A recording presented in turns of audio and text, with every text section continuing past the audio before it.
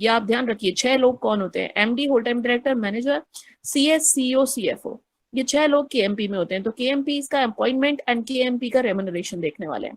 Appointment की बात करें तो अपॉइंटमेंट 3 लोगों का, that is MD, whole time director और मैनेजर का अपॉइंटमेंट दे रखा है 196 और 201। दो सेक्शन है जो अपॉइंटमेंट से रिलेटेड बात करते हैं, दैट इज 196 और 201। मैनेजरियल रेम्युनरेशन से 196, 198, 199, 200 बात करता है। Compensation for loss of office of MD, W time, whole time director और manager 202। Appointment of KMP 203, KMP मतलब other than MD, whole time director, manager. Secretarial aspect 2 section CS के लिए dedicated है, 204, 205। ठीक है, तो ये पूरा सिनेरियो है। हम स्टार्ट करते हैं। पहला दैट इज हम अपॉइंटमेंट करेंगे अब मैनेजर का, मैनेजिंग डायरेक्टर का, मैनेजर का, होल टाइम डायरेक्टर का। ठीक है, तो स्टार्ट करते हैं। पहले हम मतलब समझ लेते हैं, who is the manager, who is managing director and who is the whole time director. Manager कौन होता है? A director who has control over the complete affairs of the company. Complete affairs मतलब हर काम करेगा वो कंपनी का। Every single affair is done by the manager of the company. तो मैनेजर हर काम, सब्सटेंशियल हो चाहे नॉन सब्सटेंशियल हो, बड़ा काम हो छोटा काम हो, every affair is handled by the manager, is known as manager. और मैनेजर बनने के लिए you have to be an individual first. Natural person ही मैनेजर बन पाएगा। Director can become manager. आपकी कंपनी का डायरेक्टर मैनेजर बन सकता है, no problem. Manager and MD can not be appointed at the same time. Manager और managing director दो नहीं हो सकते, मतलब एक ही कंपनी में मैनेजर भी और मैनेजिंग डायरेक्टर भी है, ऐसा नहीं हो सकता। बिकॉज मैनेजिंग डायरेक्टर क्या होता है कि ही कंट्रोल सब्सटेंशियल पार्ट्स होती है इसके पास। मैनेजिंग डायरेक्टर के पास सब्सटेंशियल पार्ट्स होती है। तो यार जब मैनेजर के पास सारी पार्ट्स है तो सब्सटेंशियल पार्ट्स के लिए आपने एमडी क्यों रख रखा है? जब सारी पार्ट्स मैनेजर के लिए, मैनेजर के पास है तो एमडी की जरूरत नहीं है उस केस में। या तो आप एमडी रखो या आप मैनेजर रखो, दोनों में से एक ही रख सकते हो। एट अ सेम टाइम दोनों नहीं रख पाओगे। ठीक है, क्योंकि दोनों का काम सेम है ना। मैनेजिंग डायरेक्टर को सब्सटेंशियल पार्ट्स होती हैं, बहुत बड़ी बड़ी पार्ट्स दे रखी होती है। मैनेजर को तो सारी ही होती है, मैनेजिंग डायरेक्टर को सब्सटेंशियल होती है। तो बात तो एक ही है। तो आप दोनों में से एक ही रख पाओगे। At the same time you can appoint only one person. Company can have only one manager, और एक ही मैनेजर हो सकता है, एक से ज्यादा मैनेजर नहीं रख पाओगे आप। कंपनी में एक से ज्यादा मैनेजर नहीं रख पाओगे। मैनेजर और एमडी तो साथ रह ही नहीं सकते एक कंपनी में, और मैनेजर एक से ज्यादा नहीं हो सकता। एक से ज्यादा मैनेजर अलाउड नहीं है, एक ही मैनेजर होगा। मैनेजिंग डायरेक्टर कौन है? A director who is interested with the substantial power of management. A managing director acts in dual capacity as a director as well as an employee. देखो managing director कौन है? जिसके पास substantial powers है, company के बड़े बड़े काम करने का अधिकार है इसको। ये एम्प्लॉय होना जरूरी है। होल टाइम एम्प्लॉयमेंट में होते हैं, पूरे टाइम कंपनी के साथ रहते हैं, तो एम्प्लॉय तो होता ही है, साथ में डायरेक्टर भी होगा। MD can be more than one. Managing director आप एक से ज्यादा रख सकते हो, बिकॉज हो सकता है ना कुछ सब्सटेंशियल पावर एक के पास है, कुछ सब्सटेंशियल पावर दूसरे के पास है, कुछ सब्सटेंशियल पावर तीसरे के पास है ना। सब्सटेंशियल पावर होती है इसके पास, कंप्लीट पावर नहीं होती है। कंप्लीट पावर तो एक ही बंदे के पास है, दैट इज मैनेजर। तो जब कंप्लीट पावर दे दी है तो सब्सटेंशियल पावर की जरूरत नहीं है। लेकिन अगर आपने कंप्लीट पावर किसी को नहीं दे रखी, सब्सटेंशियल पावर अलग अलग दे रखी है, तो more than one MD can be placed. ये बात आपको समझ आई? डिफरेंस आपको समझ आया है ना? हम क्या कर रहे हैं कि मैनेजर के पास सारी पार्ट्स होती है। For example Komal is the manager of ABC limited, तो इसके पास सारी पार्ट्स है। तो सारी पार्ट्स वाला दूसरा बंदा थोड़ी रख सकते हैं हम। ऐसे थोड़ी बोल सकते हैं गौरांग आप भी मैनेजर है इसके, आपके पास भी सारी पार्ट्स है, तो दोनों में ही झगड़ा हो जाएगा। इसलिए बोला गया मैनेजर एक ही हो सकता है। मैनेजिंग डायरेक्टर एक से ज्यादा हो सकते हैं। कोमल को हमने मैनेजिंग डायरेक्टर बनाया फॉर 5 काम। यश गौरांग को हमने मैनेजिंग डायरेक्टर बनाया फॉर अदर 5 वर्क्स। हर्ष को हमने मैनेजिंग डायरेक्टर बनाया फॉर अदर 5 वर्क्स। ऐसे 15 काम थे जिसको हमने डिवाइड कर दिया, है ना। कंप्लीट अफेयर दिए नहीं, एक एक को सब्सटेंशियल पार्ट। तो मैनेजिंग डायरेक्टर एक से ज्यादा हो सकते हैं, मैनेजर नहीं हो सकता। और मैनेजर और मैनेजिंग डायरेक्टर दोनों एक साथ नहीं हो सकते। चलिए फिर आगे आते हैं। होल टाइम डायरेक्टर कौन है भाई? होल टाइम नाम से समझ आ रहा है, मतलब कंपनी में रहेगा सारे वक्त, एम्प्लॉय तो होना जरूरी है इसका। तो a director who is in whole time employment of the company, a person can become whole time director in maximum one company। यार जब आप पूरे दिन यहाँ हो तो दूसरी कंपनी को काम कैसे कर पाओगे? होल टाइम डायरेक्टर का मतलब समझ रहे हैं कि एक कंपनी में पूरे टाइम जॉब है इसकी, तो फिर दूसरा कंपनी सर्व कैसे कर पाओगे? पॉसिबल नहीं है ना। तो होल टाइम डायरेक्टर एक कंपनी में बन सकता है। Whole time director can be one or more. एक कंपनी में एक से ज्यादा होल टाइम डायरेक्टर हो सकते हैं। आप होल टाइम डायरेक्टर केवल एक कंपनी में बन सकते हैं, बट आपकी कंपनी में होल टाइम डायरेक्टर एक से ज्यादा हो सकते हैं। There can be MD as well as full time director, उसमें कोई दिक्कत नहीं है। मैनेजिंग डायरेक्टर के साथ आप फुल टाइम डायरेक्टर रख सकते हो, नो प्रॉब्लम। चलिए अब आते हैं हम अपॉइंटमेंट, इनका अपॉइंटमेट देख लेते हैं। That was the difference between these three. अब आते हैं इनका अपॉइंटमेंट करते हैं। 196(1) कहता है नो कंपनी शैल अपॉइंट और एम्प्लॉय एमडी और a manager eight the same time. ये सबसे पहली बात आप ध्यान रखना।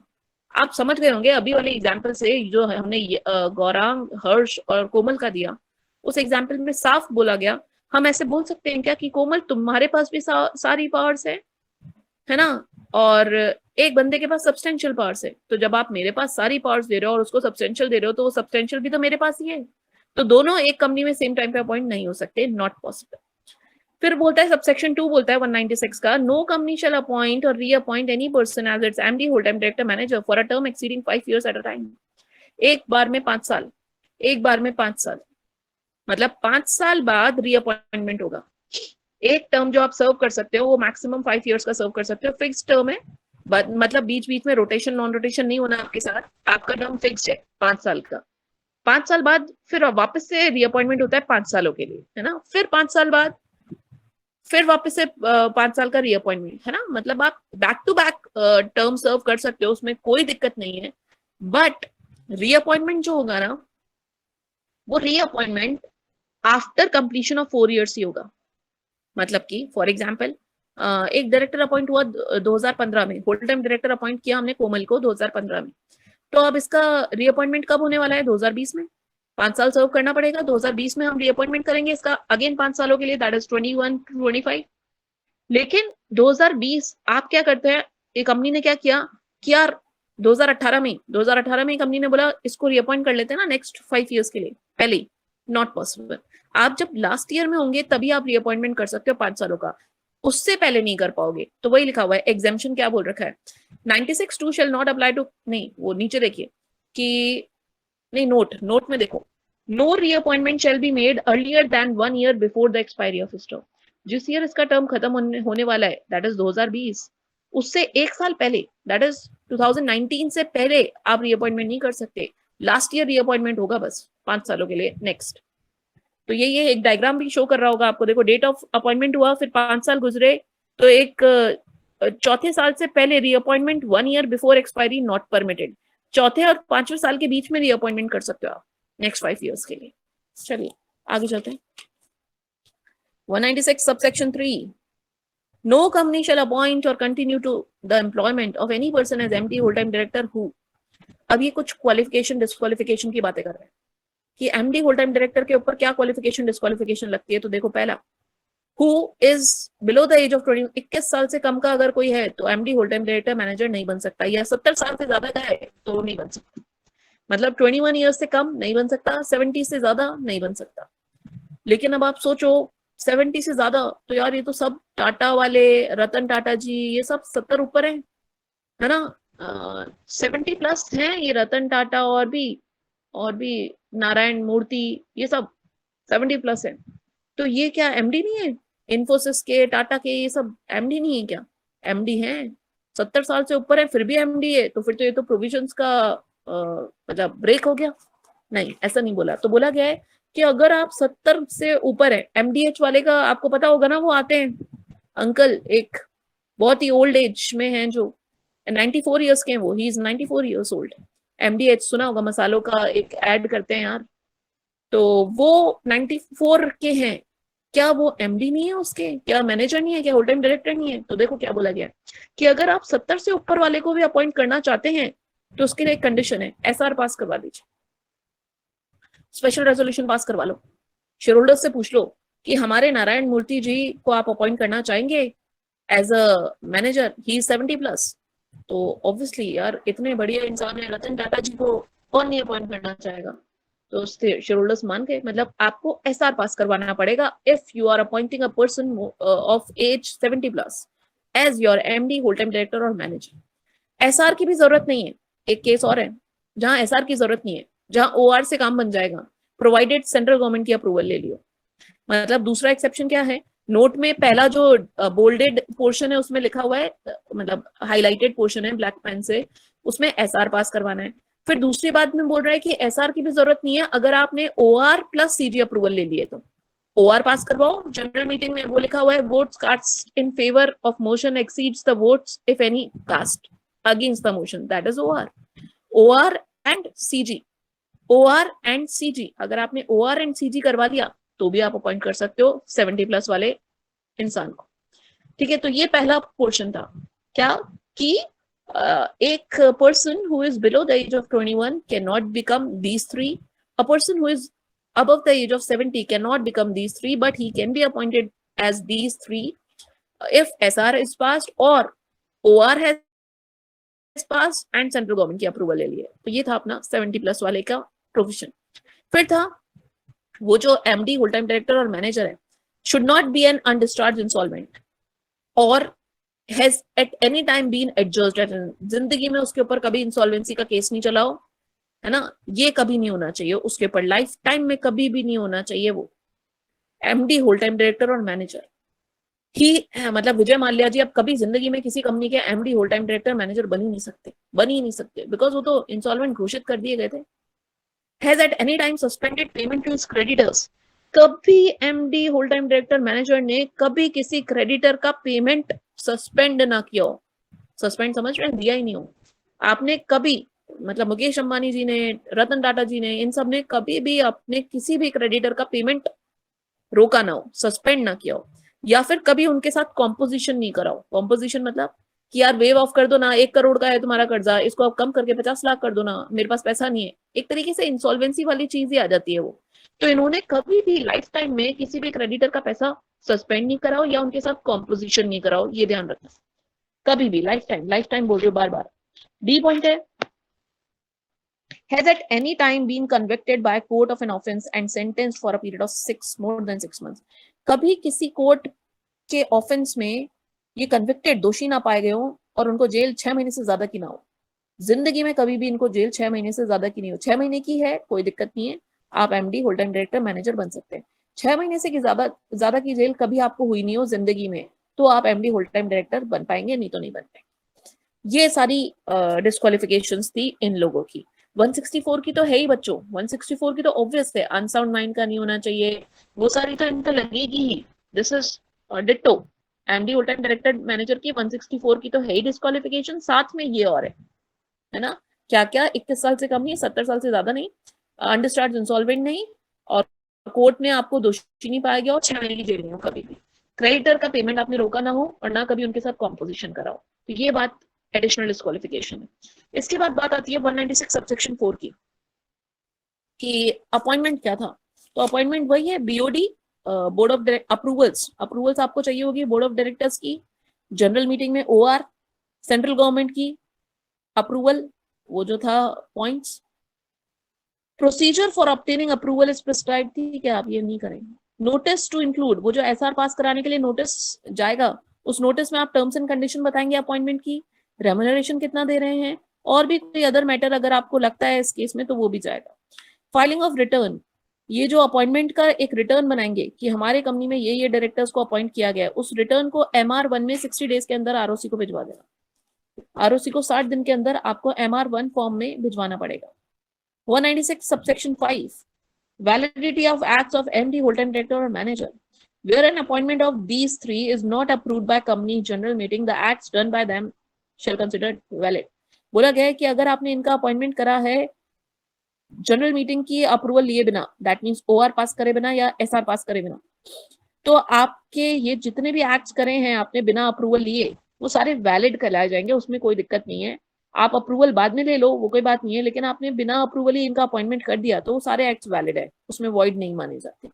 तो वैलिडिटी है उनके एक्ट्स में, काम जो करे उन्होंने कंपनी के फेवर में, वो सब एकदम बढ़िया है, उसमें कोई दिक्कत नहीं। अब आते हैं हम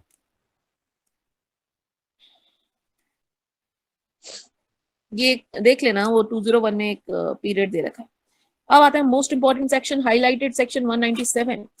197 बड़ा इंपॉर्टेंट सेक्शन है ना, बाय हार्ट लर्न कर लो अभी।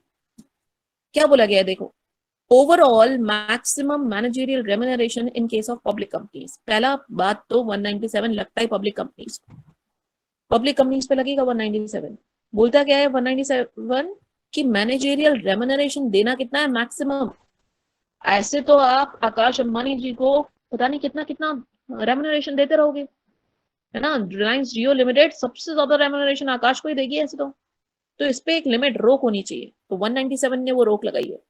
197 ने मैक्सिमम लिमिट डिसाइड करी है कि आप अपने मैनेजरियल पर्सन को कितना रेम्यूनरेशन दे सकते हो maximum, that is told by 197, है ना। तो अब आप सोचना आज रात को कि यार मुकेश अंबानी कितना उठाता होगा, आकाश अंबानी कितना उठाता होगा पैसा, है ना। तो वो ये मैक्सिमम लिमिट दे रखी। तो इसमें 3 कैटेगरी है। आप 3 कैटेगरी एक बार छोड़ दो, इसको कंपैरिजन को छोड़ दो, आप सीधे आ जाओ ए कैटेगरी पे। Overall managerial remuneration of public company having adequate profit. पहली बात तो ये देखना है आपको कि क्या आपकी कंपनी में सफिशिएंट प्रॉफिट्स हैं, एडिक्वेट प्रॉफिट्स हैं। कहीं कंपनी लॉस में और बांट रहे हो रेम्यूनरेशन, ऐसा नहीं होना चाहिए। पहली बात तो एडिक्वेसी ऑफ प्रॉफिट्स होना जरूरी है। तो अगर आपको एडिक्वेसी ऑफ प्रॉफिट्स है आपकी कंपनी में, फिर आप चेक करिए फॉर ऑल, ये बाद में पढ़ेंगे हम, फॉर ऑल डायरेक्टर्स, है ना। पहले आप आइए यहाँ पे, आपकी कंपनी में 1 MD होल टाइम डायरेक्टर और मैनेजर है, केवल एक MD है, केवल एक होल टाइम डायरेक्टर है, केवल एक मैनेजर है, तो you can give maximum remuneration of 5% of net profits of the company for that financial year के प्रॉफिट्स का 5%, नेट प्रॉफिट्स का 5% दे पाओगे आप maximum. You can give maximum of 5% of net profit, ठीक है। इन तीनों को मिलाकर के 5% नेट प्रॉफिट का आप दे पाएंगे केवल।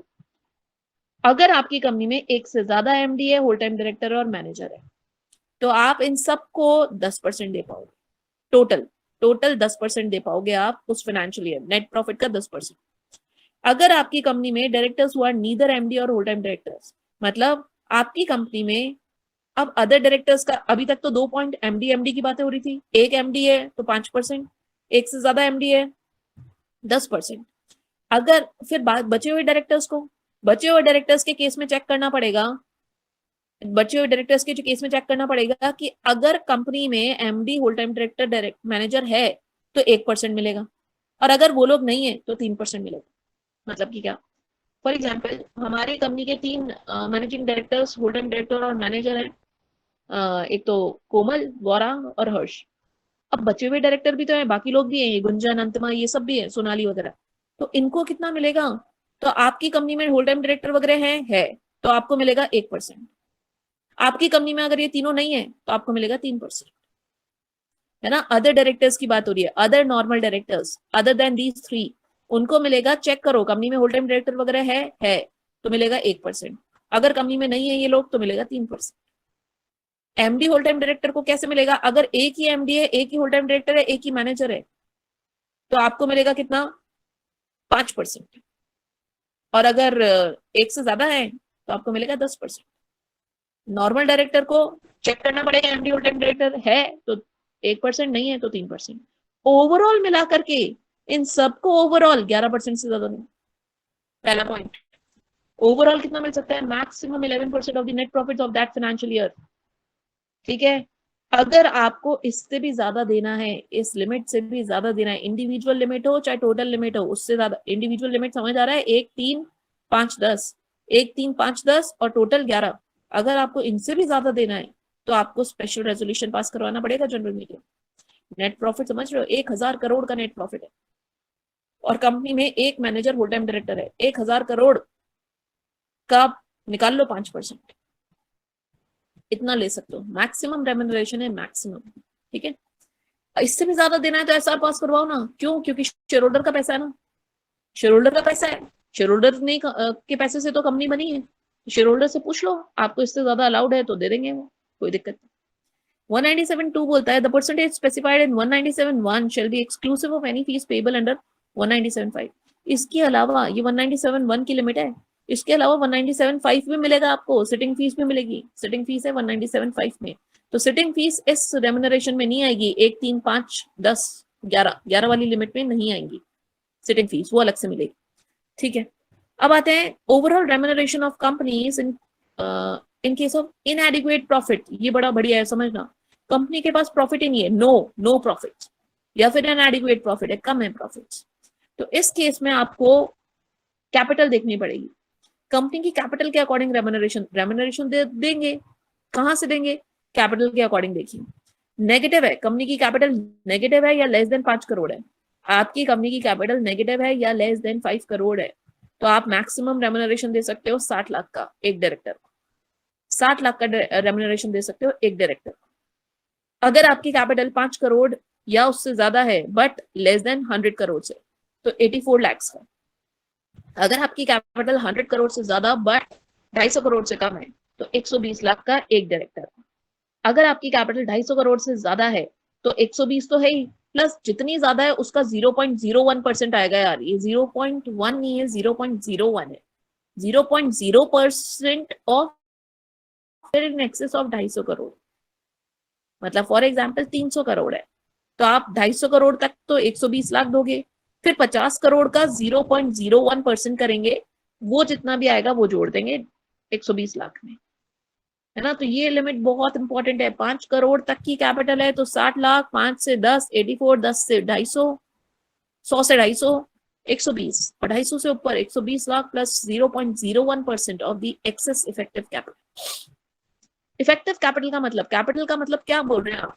पेड अप शेयर कैपिटल दोनों, equity plus preference plus secure share premium, that is security premium, reserves and surplus excluding revaluation reserve मतलब free reserve, long term loans and deposits repayable after 1 year, जितने भी long term loans and deposits हैं 1 साल बाद पे करने वाले वो, इन्वेस्टमेंट्स माइनस कर देना, अक्यूमुलेटेड लॉसेस माइनस कर देना, preliminary expenses not written off minus कर देना।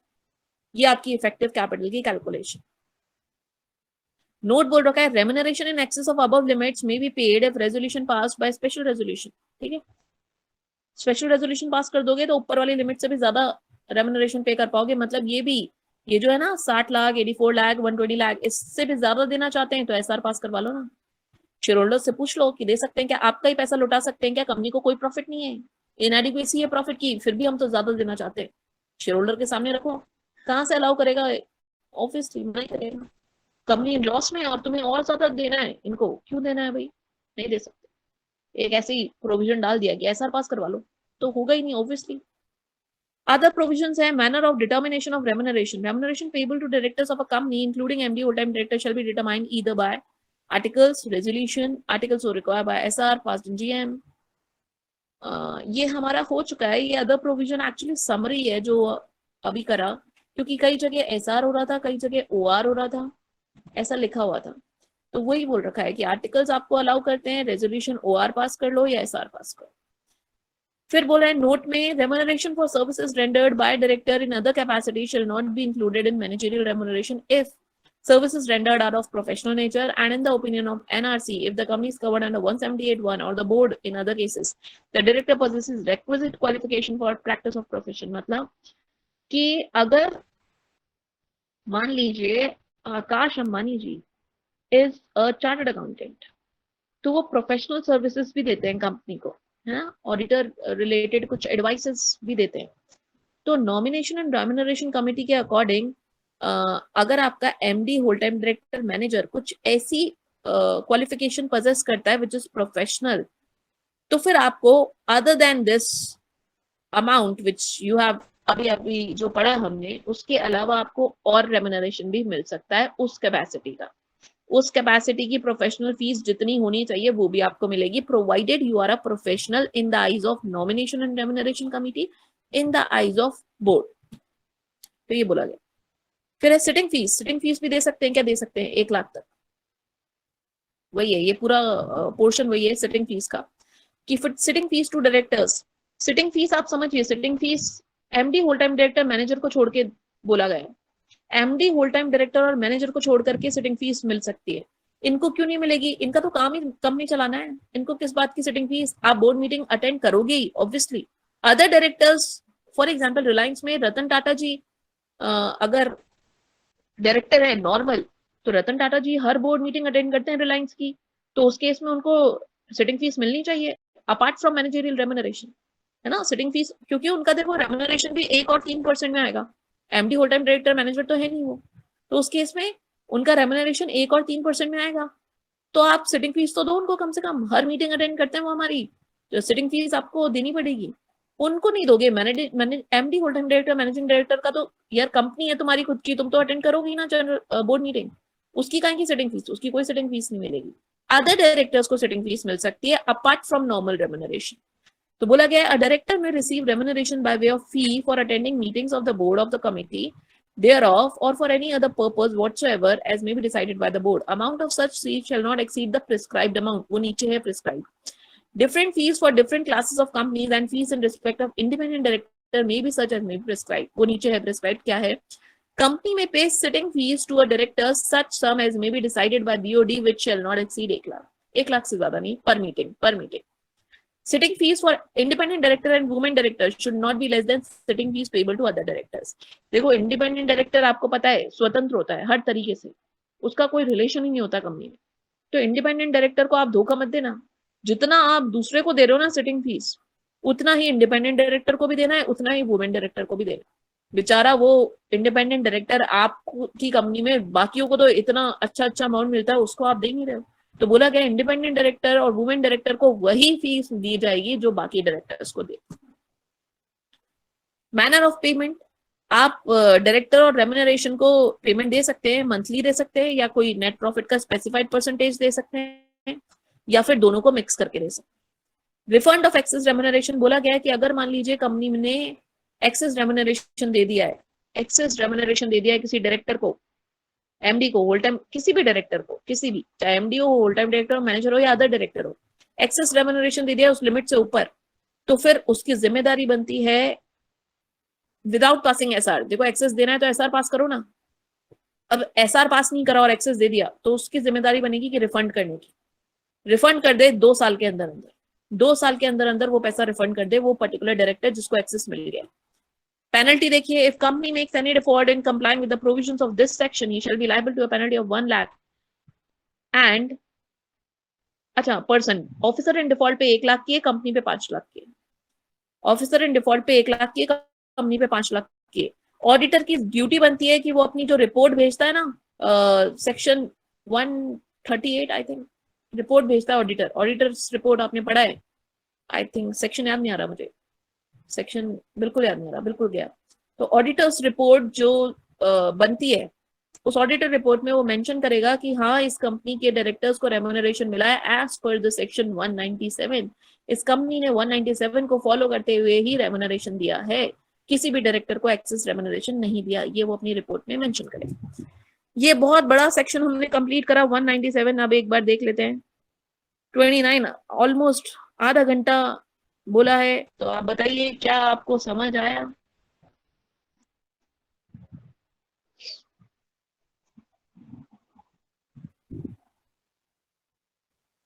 बहुत बढ़िया,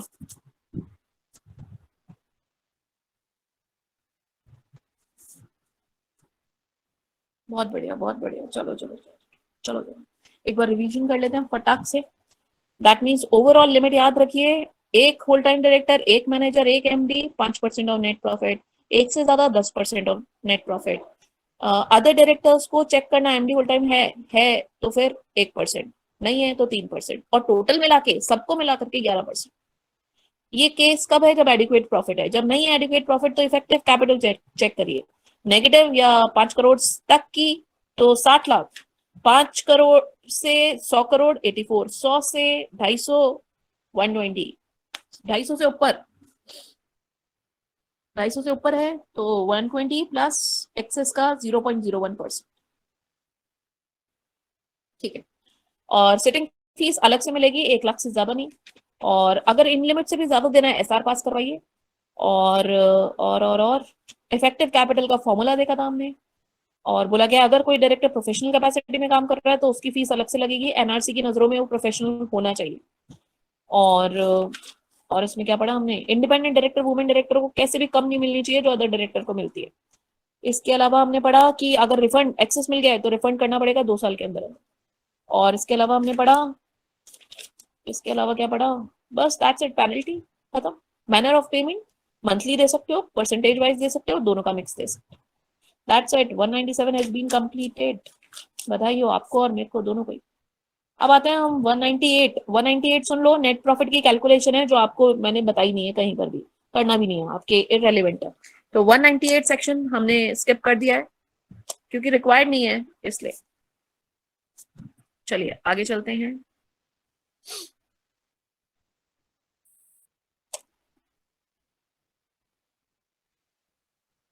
199 देखिए 199 क्या बोल रहा है, recoverability of remuneration in certain cases. ये क्या है देखना, ये मैं आपको बता देती हूँ ओवरव्यू, आप रीड कर लेना चाहे। क्या हुआ था, आपने फॉर एग्जांपल 2016 के फाइनेंशियल स्टेटमेंट्स तैयार हुए आपकी कंपनी के। 2016 के फाइनेंशियल स्टेटमेंट्स में आपने प्रॉफिट डाल रखा है फॉर एग्जांपल 100 करोड़। 2016 के फाइनेंशियल स्टेटमेंट्स में आपने प्रॉफिट डाल रखा है 100 करोड़। तो 100 करोड़ का मैक्सिमम रेम्युनरेशन आपने दे दिया होगा 11%, दैट इज 11 करोड़, है ना, मैक्सिमम 11% है तो आपने दे दिया 11 करोड़। अब 2015 के, ये 2015 के फाइनेंशियल स्टेटमेंट से 2020 में आके पता लगता है कि आपने जो 2015 के फाइनेंशियल स्टेटमेंट बनाए थे वो गलत थे, फ्रॉडुलेंट थे। तो 2020 में उन स्टेटमेंट्स को रीओपन करा गया और रिवाइज करा गया, और रिवीजन में पता लगा प्रॉफिट हुए केवल 10 करोड़ के। आपने तो 100 करोड़ के दिखाए थे, प्रॉफिट केवल 10 करोड़ हुए। अकॉर्डिंगली रेम्युनरेशन मिलना चाहिए था 100 करोड़ का, 10 करोड़ का 11%, दैट इज 1.1 करोड़। एक्सेस कितना मिल गया, 11 माइनस 1.1, दैट इज 9.9 करोड़। तो ये जो 9.9 करोड़ है वो आपको रिटर्न करना पड़ेगा, एक्सेस रेम्युनरेशन बिल्कुल देना पड़ेगा कंपनी को, वो एमडी को, होल टाइम डायरेक्टर को, मैनेजर को या सीईओ को, जितने भी डायरेक्टर्स हैं उनको। इस रीजन से जो फाइनेंशियल स्टेटमेंट रीस्टेटेड हुए उसको वो वापस से करने पड़ेंगे, यही बोला गया इस पूरे सेक्शन में, है ना। तो एक बार रीड आउट कर लेते हैं। Without prejudice to any liability incurred under the provisions of this act और any other law where a company is required to restate the financial statement due to fraud और non compliance with any requirements of this act, the company shall recover from any past और present, चाहे past MD हो, चाहे present MD हो, whole time director हो, manager हो, CEO, जो उस टाइम के फाइनेंशियल स्टेटमेंट्स में था उनसे रिकवर करेगी remuneration in excess of what would have been payable to him, जितना मिलना चाहिए था और जितना एक्सेस हुआ, इन दोनों का कंपैरिजन, जितना मिलना चाहिए था और जितना दिया, इसका कंपैरिजन करके जो भी एक्सेस आता है उनसे वापस ले लेगी। कभी भी चाहे पास चला गया हो तो भी उसको बुला लेगी, भाई तू था ना उस टाइम पे डायरेक्टर, ला दे पैसे। तो ये 199 है। अब आते हैं हम 200 पे, सेक्शन 2, 200। 200 इररेलेवेंट है, मत पढ़ना। 202 आते हैं, 200 201 दोनों इररेलेवेंट है। 202 आते हैं, ज्यादा बचा नहीं है बच्चों। 202 is compensation for loss of office of MD, whole time director, manager. ये क्या हुआ कि आपने, आपकी कंपनी में लॉस ऑफ ऑफिस हो गया, एमडी का, होल टाइम डायरेक्टर का, मैनेजर का। अभी हम लास्ट क्लास में, सुबह वाली क्लास में एक और लॉस ऑफ ऑफिस पढ़ के आए। वो लॉस ऑफ ऑफिस था because of sale of undertaking, because of transfer of shares. यहाँ पर लॉस ऑफ ऑफिस हो रहा है, अंडरटेकिंग बेचने से नहीं, कुछ भी ऐसा नहीं। और वहां पर नॉर्मल डायरेक्टर को मिल रहे थे, यहाँ पे MD, whole time director, manager को मिलेगा। 202 में MD, whole time director, manager को कॉम्पनसेशन मिलेगा लॉस ऑफ ऑफिस का। तो अगर लॉस ऑफ ऑफिस हुआ है तो उस केस में रेम्युनरेशन मिलेगा, कॉम्पनसेशन मिलेगा, सॉरी कॉम्पनसेशन मिलेगा। कितना देखो, कितना मतलब एक पर्टिकुलर टर्म था, 5 साल से पहले निकलना पड़ा उसको, निकलना पड़ा, उसकी गलती नहीं थी उसमें, समझना। 5 साल के लिए अपॉइंट हुआ था, लेकिन तीसरे साल ही या दूसरे साल ही उसको निकलना पड़ा, किसी भी रीजन से, किसी भी रीजन से, जहां पे खुद की गलती नहीं थी एमडी की। तो उस केस में उसको कॉम्पनसेशन देना पड़ेगा, कंपनी उसको कॉम्पनसेशन देगी। कितना देगी, तो बोला गया है एवरेज निकाल लो 3 साल का, 3 साल के रेम्युनरेशन का एवरेज। अगर 3 साल नहीं है तो 2 साल, जितना भी काम पीरियड सर्व करा, जितना भी पीरियड उसने सर्व किया उसका एवरेज, और 3 इयर्स, दोनों में से जो भी कम। पीरियड क्या लेंगे, वो बेसिस क्या लेंगे, बेसिस में देखो एवरेज रेवेन्यू ऑफ 3 इयर्स और शॉर्टर पीरियड, है ना। मान लीजिए 4 साल काम किया तो 4 साल का नहीं, 3 का लेंगे, मैक्सिमम 3 है। तो एवरेज रेवेन्यू ऑफ 3 इयर्स और शॉर्टर पीरियड, है ना। शॉर्टर पीरियड मतलब अगर 2 है तो 2, ये तो बेसिस है। और कितने टाइम का मिलेगा, अनएक्सपेक्टेड, अनएक्सपेक्टेड अनएक्सपायर्ड आएगा यार बच्चों, ये अनएक्सपायर्ड टेन्योर और 3 years which ever is lower. मतलब अब ये रेम्युनरेशन कितने टाइम का होना चाहिए, जितना उसका बचा है पीरियड। फॉर एग्जाम्पल वो 4 साल काम कर गया तो 1 साल का, है ना। या फिर अगर मान लो उसने काम ही किया अभी तक 2 साल, तो कितना अनएक्सपायर्ड टेन्योर बचा, 4 साल। तो 4 साल और 3 साल which ever is lower that is 3 से ज्यादा तो कभी भी नहीं मिलेगा।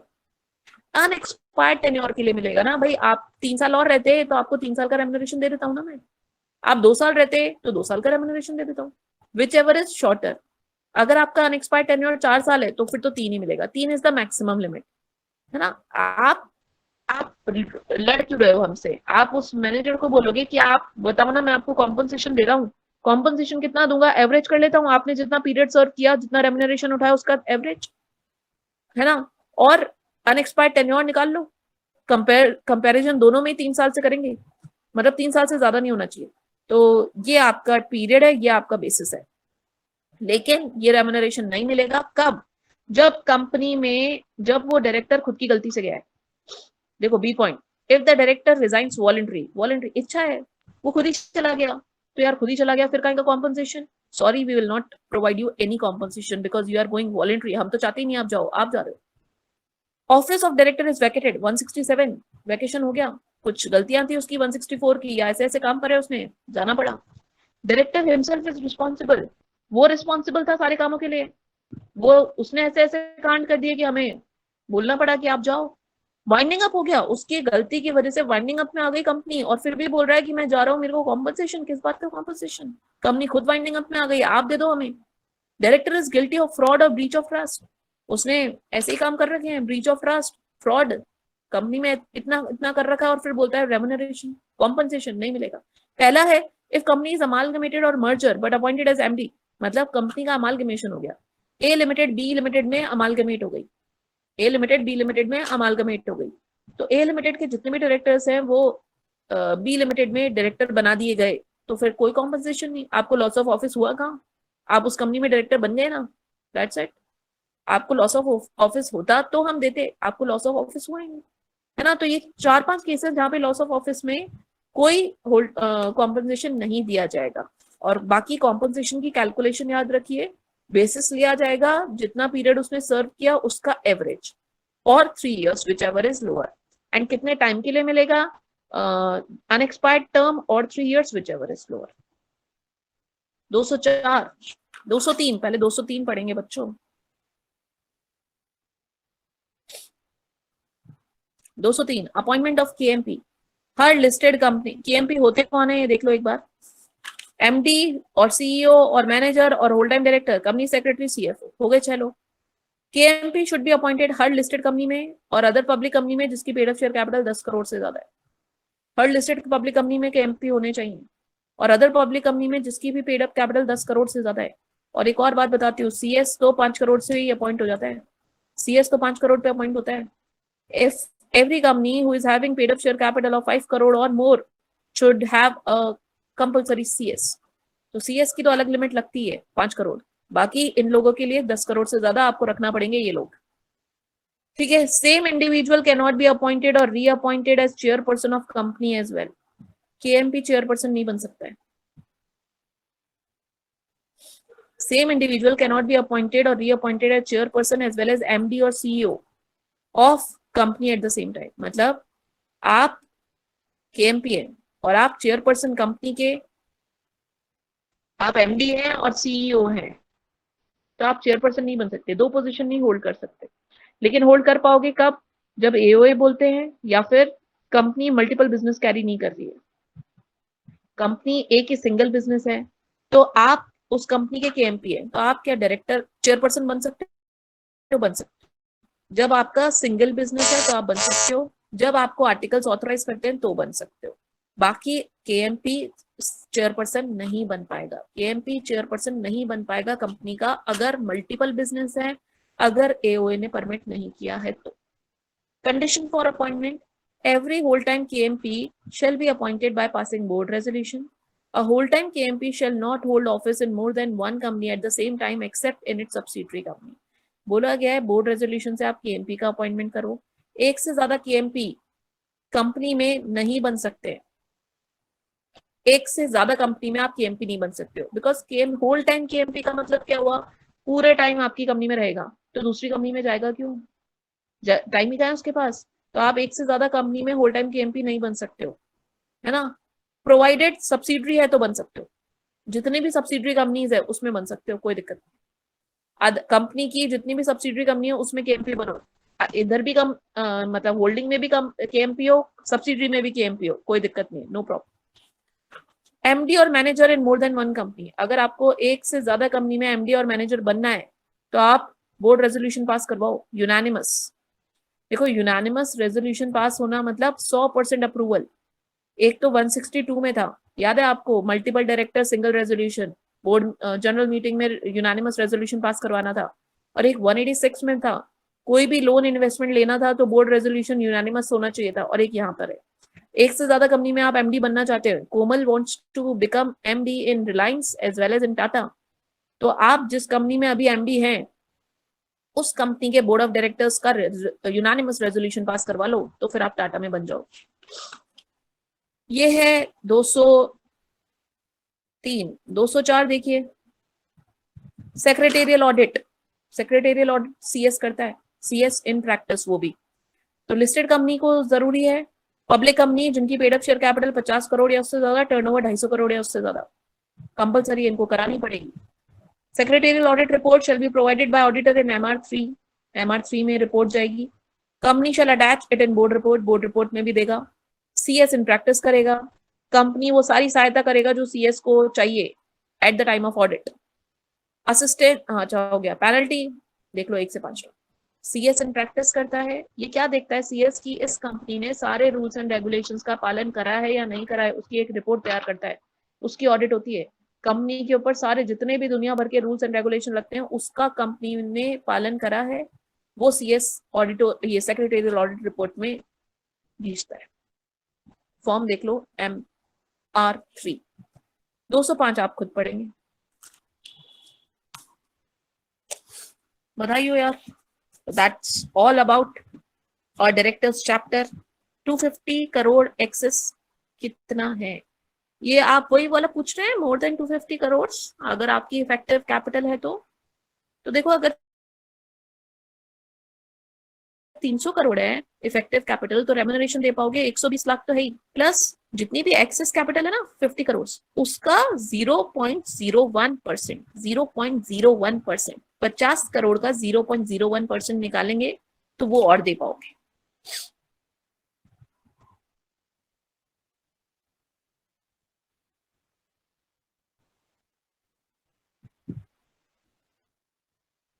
अब एक बार बताइए यहाँ पर कुछ क्लैरिटी, मतलब आई मीन सब समझ आया या सब ऊपर से गया, जो भी है एक बार बताओ सारे। आप इसको रीड करेंगे। Yes ma'am, 10 crore all, 10 crore above all 3 KMP to be appointed और एनीवन। ये कौन सा, अच्छा KMP वाला पूछ रहे हैं आप? नहीं नहीं, सारे सारे सारे सारे KMP, सारे KMP मतलब 6 लोग। ऐसे तो यार एक को भी अपॉइंट कर लो, नहीं सब सब KMP मीन्स 6 के 6 लोग।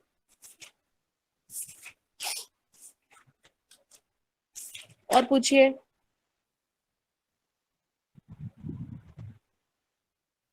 बहुत बढ़िया यार। सेक्रेटेरियल ऑडिट यार, लिमिट याद रखना, paid up share capital 50 crore हो जाए आपकी या उससे ज्यादा, या टर्नओवर आपका 250 करोड़ हो जाए या उससे ज्यादा, तो आपको सेक्रेटेरियल ऑडिट करानी पड़ती है सीएस इन प्रैक्टिस। सीएस तो रखना पड़ेगा 5 करोड़ से ऊपर ही। आपकी पेड अप कैपिटल हो गई 5 करोड़ से ऊपर, सीएस कंपलसरी है। आपको ऑडिट कब करानी पड़ेगी? जब 50 करोड़ से ज्यादा तो पेड अप कैपिटल और 250 करोड़ से ज्यादा आपका टर्नओवर, तो आपको सेक्रेटेरियल ऑडिट करानी पड़ती है ना। और केएमपी कब रखना है? लिस्टेड कंपनी को तो रखना ही है, और अदर पब्लिक कंपनी जिनकी पेड अप कैपिटल 10 करोड़ से ज्यादा है उनको केएमपी रखना है। ठीक है। एमडी बनना है एक से ज्यादा कंपनी में, यूनानिमस रेजोल्यूशन पास करो जिस कंपनी में हो अभी उसमें। प्राइवेट पे तो लगते ही नहीं है यार ये अच्छा सेक्रेटेरियल ऑडिट पूछ रहे हो तो ये, हाँ प्राइवेट पे कहाँ है? लिस्टेड कंपनी, अच्छा लिस्टेड प्राइवेट, लिस्टेड प्राइवेट होगा। अनलिस्टेड प्राइवेट कंपनी को नहीं नहीं नहीं, अनलिस्टेड नहीं, पब्लिक पब्लिक होगी।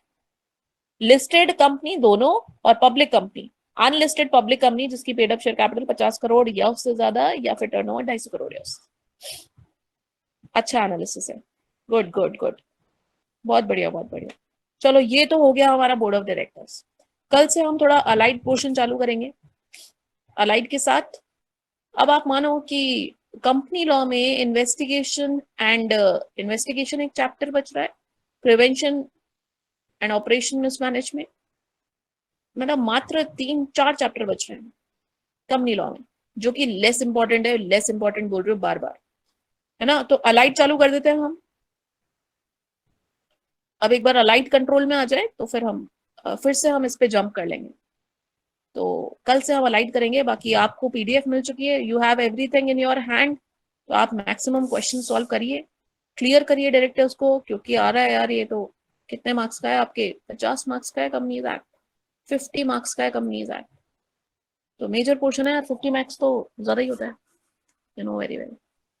चलिए कल मिलते हैं फिर। टाइम मॉर्निंग ही है अपना, तो वही या तो 11 या 12 जो भी होगा मैं आपको बता दूंगी, वो तो 1 घंटा पहले। चलिए ठीक है, कल मिलते हैं।